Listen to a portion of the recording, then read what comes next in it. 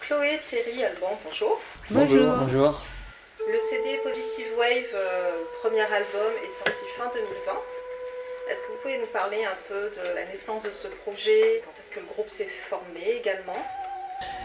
En fait, le groupe s'est formé il y a environ 2 ans peut-être. 2 ans et demi. 2 ans et demi. L'idée c'était de monter un groupe de dub, mélangé avec des instruments plus acoustiques qu'on ne retrouve pas forcément dans le dub, afin de ramener une certaine originalité, notamment le violon, la flûte, le saxophone. On a même du hautbois sur un morceau, mélangé avec du chant. Voilà tout ce qu'on aime faire, et réuni autour de la musique, on va dire électro, un peu. Voilà. Est-ce que vous pouvez nous parler de vos parcours respectifs? Comment vous vous êtes rencontrés? On jouait dans un autre groupe avant ensemble déjà, qui s'appelait Paris Byzance. Radio Byzance est né de là, mais maintenant a pris un chemin complètement séparé, différent. Il n'y a pas de morceaux en commun, et même l'esthétique n'a plus rien à voir, à part les influences multiculturelles qui nous sont chères. On est tous arrivés à Tours pour nos études de musique, parce que Tours est quand même un sacré vivier de musiciens et d'écoles très riches dans la formation musicale. Mais on n'a pas été formés en même temps. Après, on a des parcours assez différents. Moi, j'ai une formation classique à la base, mais ensuite j'ai habité en Serbie pendant 2 ans, où voilà, je me suis aussi imprégnée des musiques serbes et musiques balkaniques en général. Ensuite, j'ai eu un parcours plus jazz, justement en arrivant à Tours. Alors moi j'ai un parcours classique à la base. En tant qu'oboïste, j'ai découvert le jazz à l'adolescence. Donc petit à petit, j'ai été amené à cette musique qui m'a beaucoup plu. Je suis passé au saxophone soprano. Et après ça s'est un peu diversifié. J'ai passé également dans les écoles pour sensibiliser les enfants à la musique. Et de fil en aiguille, le parcours musical a fait rencontrer le chemin d'Alban et Chloé. Donc c'est toute cette diversité là qui se retrouve dans notre musique, quoi. Toi, Alban? Pareil, formation jazz, jazz à Tours, CFMI, donc j'ai travaillé aussi avec les enfants. T'es guitariste à la base? Guitariste, j'ai eu différents projets, notamment au groupe de rock. Sinon à côté je fais un peu de percussion corporelle avec une compagnie. C'est très varié quoi en fait. Justement, on entend un peu toutes ces influences. Tu parlais de la Serbie, Chloé. On entend le dub, bien sûr, mais il y a aussi des musiques du monde, des sonorités balkaniques. D'où vous viennent toutes ces influences? Est-ce que c'est des voyages ou des groupes que vous avez rencontrés? Pour ma part, il y a les Balkans qui ont influencé mon jeu et puis que j'ai gardé même après, en fait, maintenant qui est vraiment ancré dans mon jeu. Après, à côté, je fais pas mal de musique traditionnelle aussi. J'ai fait du tango, je fais des chants séfarades, des musiques ashkénazes aussi, dans le répertoire juif au sens très large. Et voilà, Paris Byzance était très influencé par les musiques du monde. Alban est assez sensible aux musiques des Antilles, africaines, les rythmiques et tout ça, les polyrythmies, les rencontres. Donc je pense que c'est des mélanges de tout ça qui font qu'il y a des mélodies qui naissent et qui nous plaisent, qui sont un peu apatrides ou des mélanges en fait de ce qu'on est. Pour moi, la culture maintenant, autant il y a peut-être 50 ou 100 ans on pouvait avoir une culture, autant maintenant on n'est que des métissages. Enfin, on voit là dans la médiathèque, il y a combien de styles? Des personnes qui viennent là et n'écoutent pas qu'un style, n'ont pas qu'une culture très, très clairement définie. Est-ce que ça peut emmener justement à des personnes qui n'écoutent pas forcément du dub complètement. À avoir la curiosité d'écouter aussi parce que... C'est le but parce que par exemple moi je pratique un peu la méditation zen. Ça m'est arrivé de faire des retraites par exemple. Et à la fin on danse avec tout le monde et on s'est retrouvé des fois avec des vieux moines à mettre du dub et ils dansent dessus sans problème en fait. Parce que les gens souvent ils mettent des cases, tout ça, même des fois les programmateurs ils ont un peu peur de ce mot-là.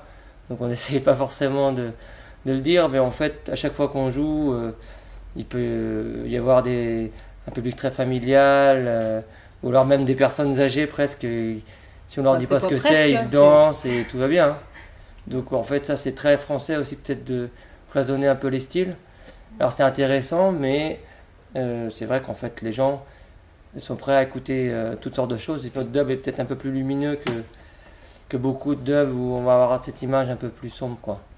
Et il y a autre chose là-dessus, justement sur cette rencontre des différents publics, c'est qu'on a conçu ce trio à la base sur un système mobile. Alors on joue sur scène, on jouera, on espère, en son de système, mais sinon on a ces deux structures-là qu'on a sont sur Diable, donc sont mobiles, potentiellement en autonomie électrique. Donc on peut aller n'importe où, se poser dans les villes, dans la campagne, et du coup rencontrer des enfants, des familles, tout type de public qui ne va pas vers cette musique, mais quand cette musique vient à eux, leur plaît, quoi. Donc voilà, et cette année on a développé, avec toute la crise aussi, un vélo triporteur, donc avec les enceintes, le caisson devant, et c'est pareil, ça permet, hier on était au Futuroscope par exemple, où ça permet d'aller rencontrer des gens qui sont pas du tout là pour ça, mais ça leur amène aussi une autre énergie, quoi. Vous aimez aller dans des lieux un peu atypiques, on va vous voir ailleurs que sur des scènes. C'est une ouverture autant culturelle que de public qui se fait assez naturellement, mais qui nous correspond bien en fait. On a de s'ouvrir à tous, ça se fait naturellement, mais c'est un plaisir en fait. Ouais, ouais. De pas cloisonner surtout. Voilà, non, on veut toucher le cœur, quoi. Ouais.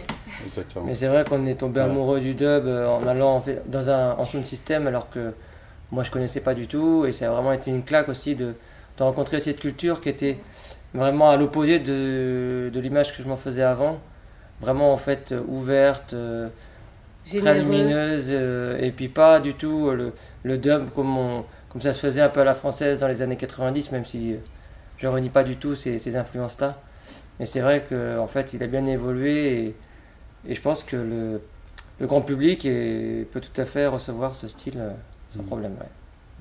Il y a aussi le travail avec les vibrations, d'avoir le caisson de basse qu'on n'a pas toujours justement dans les musiques actuelles, qui est pas forcément, et qui est vraiment justement spécifique aux basses musiques et donc au dub, qui permet aussi de ressentir la musique corporellement et pas seulement par la tête ou les habitudes ou les mélodies de la radio justement, qui coupent complètement ces fréquences-là, quoi. Et qui nous a même emmené à jouer pour des personnes malentendantes qui finalement, ben voilà, ressentaient, voilà. On a fait un concert signé pour le Café Cygne à Paris. Ouais. Et je voulais revenir justement sur son système portatif, quand même, qui est un bel objet de curiosité. Qui a eu l'idée de se dire on va faire un son de système nomade, qui l'a fabriqué Des amis de Chloé qui ont un groupe qui s'appelle Beretta Chic, qui travaillait déjà là-dessus, sur un son de système itinérant. Alors eux c'est plus sur en mode carriole, et qui nous ont expliqué un peu comment ça pouvait se faire. Eux c'est un système son, plus qu'un son de système dans le style musical, c'est de la chanson française 20e siècle revisitée, très, très vivant, mais pas du tout le même style de musique, quoi. On a vu que c'était possible. Oui, c'est très bien. Ouais.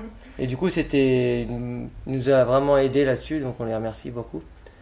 Et puis mon frère Manuel, qui est luthier à la Riche, qui nous a aidé dans la conception, avec le travail du bois, tout ça. Et Dominique Spiesser qui nous a fait ce super visuel. Voilà. D'accord. Voilà, qui est un artiste tourangeau. Vous pouvez voir les œuvres un peu partout dans la ville. On questionne également sur l'instrument qu'on voit, le bouzouki. C'est un instrument de quelle origine De Grèce. Voilà, ça c'est un pays aussi qui est un peu cher à mon cœur, donc je suis allé là-bas. J'ai découvert tout un style de musique qui a aussi influence, je pense, un peu le projet. Donc on met un peu tout ce qu'on a envie de mettre, on le met dedans, et c'est ça qui est bien avec le dub aussi, c'est qu'on peut vraiment tout mélanger, il n'y a pas de limite. Ouais. C'est vrai. Et du coup là, on n'a pas, dans les morceaux qu'on a joués, il n'y avait pas de bouzouki, mais c'est Alban qui joue du bouzouki en plus de la derbuka et des machines, du remix live, le chant, voilà. Et le thérémine qui est cette antenne. Merci beaucoup pour cette prestation. Merci à vous de nous avoir invités. Et d'avoir partagé donc, ces bonnes ondes avec nos internautes. Parfait. Merci. Au revoir, à bientôt. Merci Au beaucoup. revoir. À bientôt.